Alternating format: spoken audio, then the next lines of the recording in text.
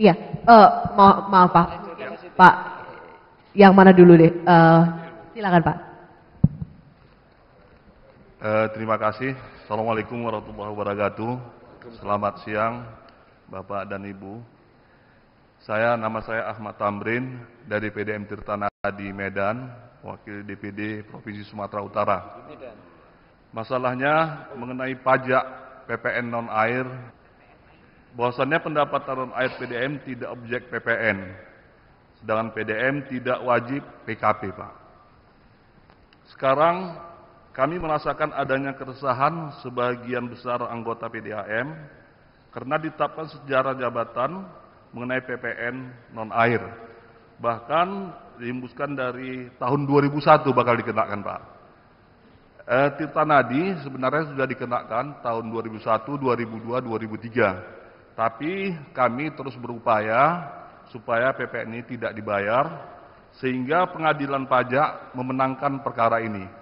Jadi bagaimana nasib rekan-rekan, kawan-kawan yang ada di PDM seluruh Indonesia masalah PPN non-air dan air, Pak. Terima kasih. Baik, terima kasih Pak Tamrin. Mungkin ke Pak Agus dulu tadi tanggapannya terhadap KPS yang menjadi bulan-bulanan pemeriksaan dan langsung terkait dengan pajak PPN non-air dan air. Nanti buka di sesi berikutnya Pak. Mohon maaf Pak, nanti mungkin bisa di sesi berikutnya. Terima kasih. Minta mic. Oke.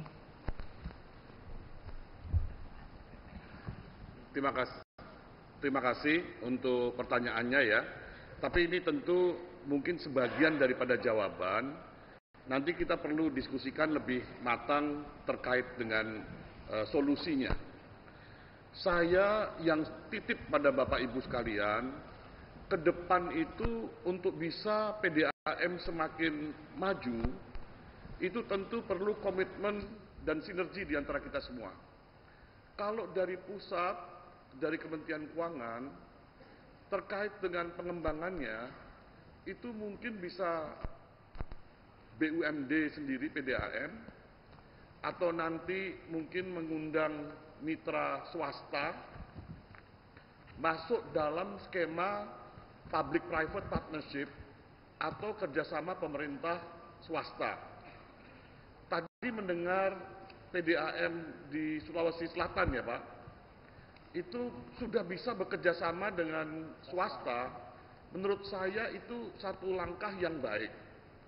Tetapi kalau sampai harus melihat tata kelola atau good governance-nya, saya itu ingin titip perihal public-private partnership atau kerjasama pemerintah swasta, itu ada kepresnya. Jadi kepres itu, kepres nomor 67, itu mengatur bagaimana kalau seandainya BUMD akan menjadi penanggung jawab pengelola proyek.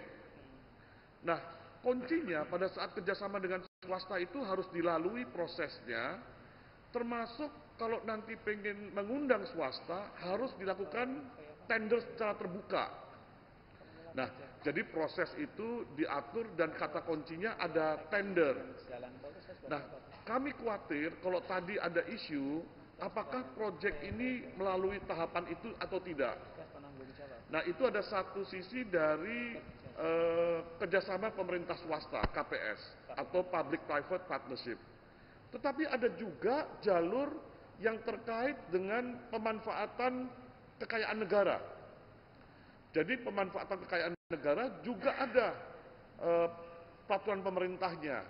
Nah, jadi yang saya ingin sampaikan, Perpamsi kiranya bisa memfasilitasi apa ini permasalahannya untuk bisa diberikan clearance. Nah, nanti, tapi saya mungkin hanya menjawab sebagian ya, karena kami yakin kalau pihak auditor jelas dasar hukumnya kita melakukan kerjasama, seharusnya tidak dikomentar.